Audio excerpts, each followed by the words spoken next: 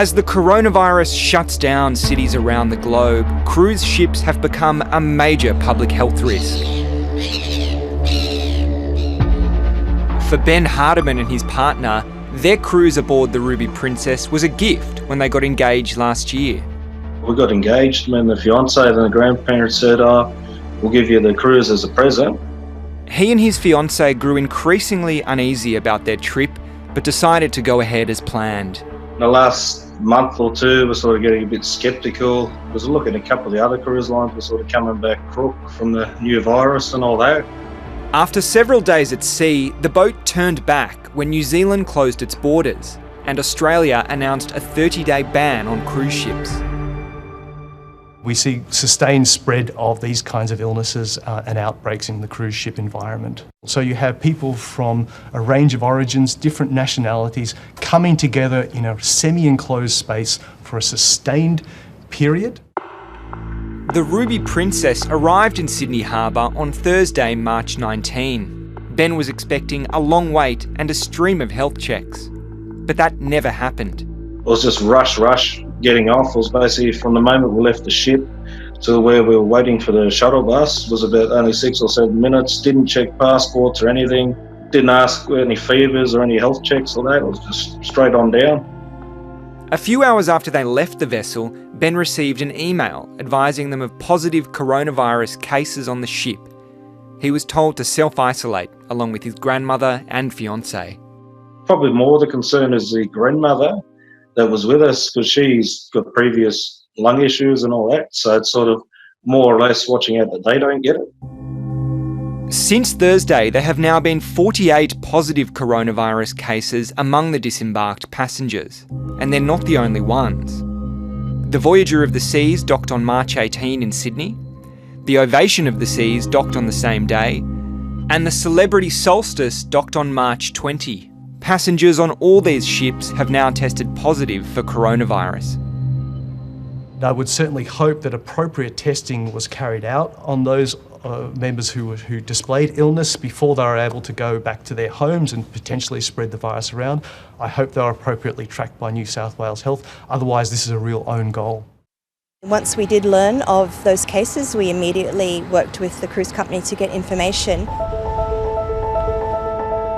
Kathy Klein-Muhlman and her husband Bill made a last-minute decision to jump on what they thought would be their last cruise for a while.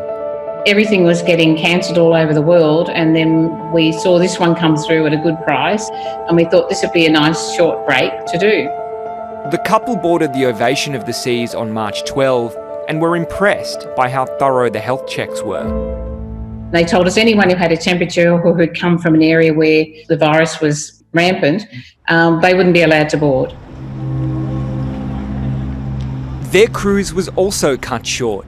As the ship headed back to Sydney, they received some disturbing information from the ship's captain. We didn't have to isolate ourselves because he'd been told by border security and immigration that we were all fine to get off and go home. And there will be no checks on the way out. We just hopped off and went straight home. And that's what happened.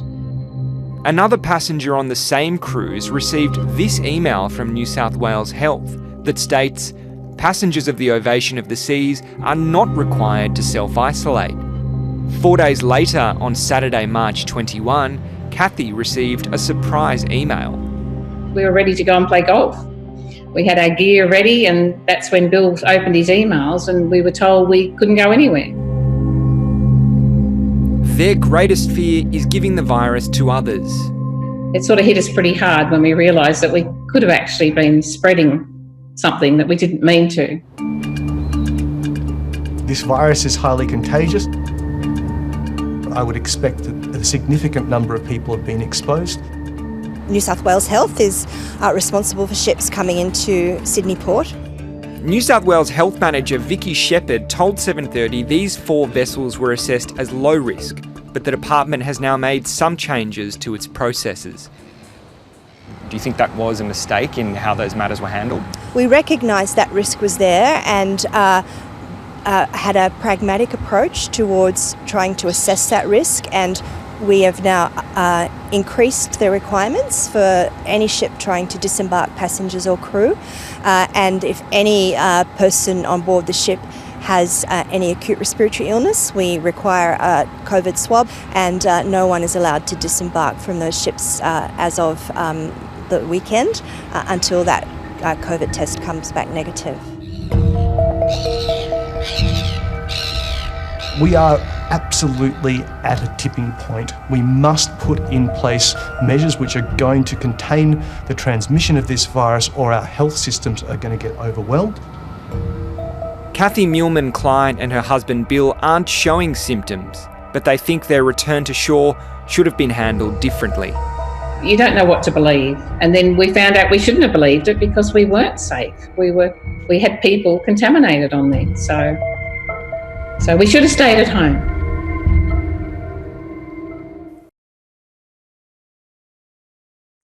Hi, I'm Lee Sales. Thanks for watching this story. If you'd like to watch more of 730's stories, they are on the left of your screen.